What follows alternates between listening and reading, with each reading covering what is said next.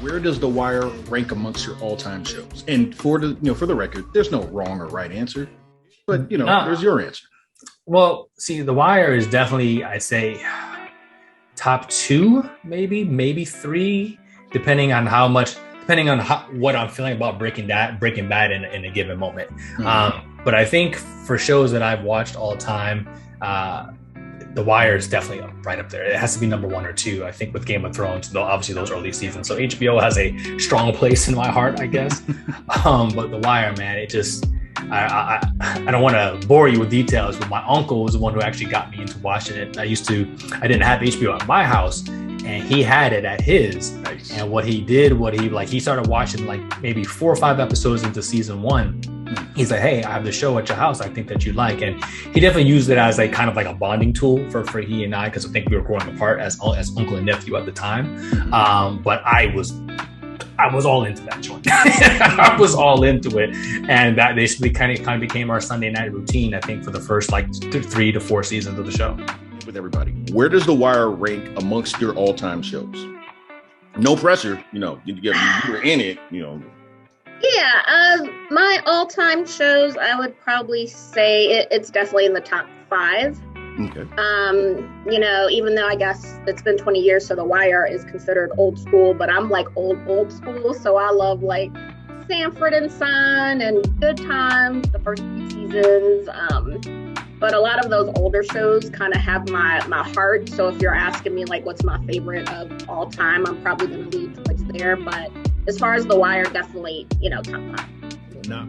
Oh, numero uno. Like we don't play no games with that. That's like asking, that's something like asking what's your favorite kid or what's your favorite food, your favorite family member, your favorite team. Like we don't play games with that. Like that's not an answer that you get cute with. There's no ands, ums, or buts. That's The Wire is numero uno for me, man. I don't play any games when it comes to them. I take it very seriously too. Because there's certain comments, how people view season 2 tells me everything I need to know about you and The Wire.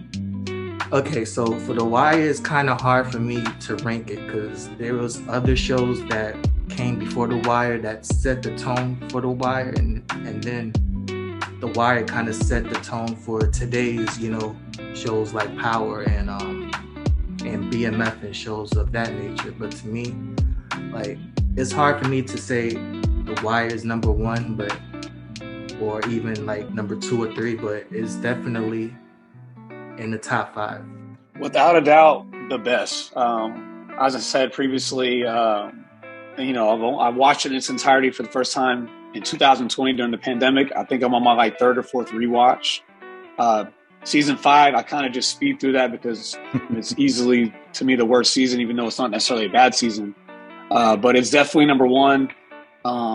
Sopranos, haven't finished it yet, but I'm sure that'll be my number 2. And Succession, whenever I finish that, hopefully that's my number 3. But that's what it's looking like right now.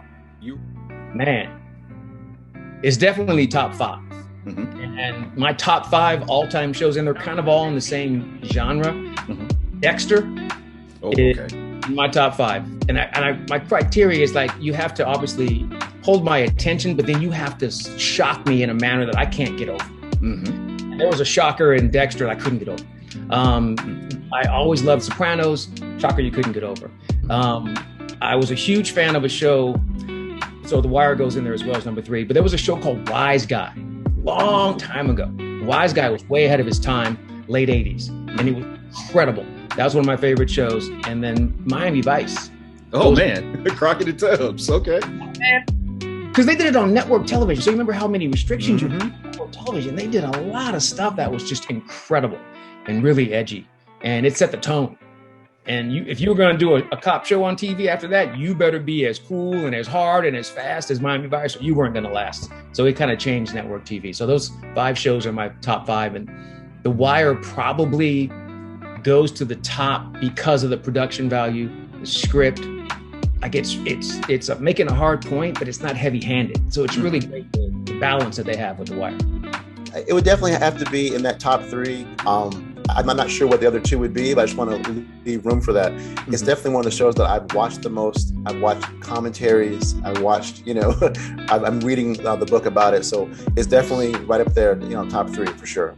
It's top 2 and it's not 2. Okay. I mean, it's the best. I mean, there's nothing else you could say about it. There's no show that quite so effectively blends realism, the serialized nature of a show, but also a long-term path that, to use the title of Jonathan Abrams' book and the words of Lester Freeman, that shows that all the pieces matter.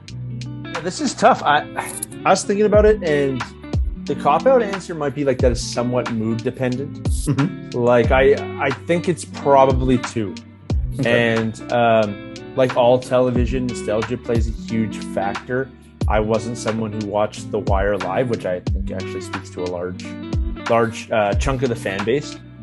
Lost is probably my number 1 because I remember staying up for it and being, mystified by the plot lines and the flashbacks and just feeling like I was so immersed into that show's whole culture as I was watching it. But behind Lost, it'd probably be Wire or Game of Thrones. So 2 or 3.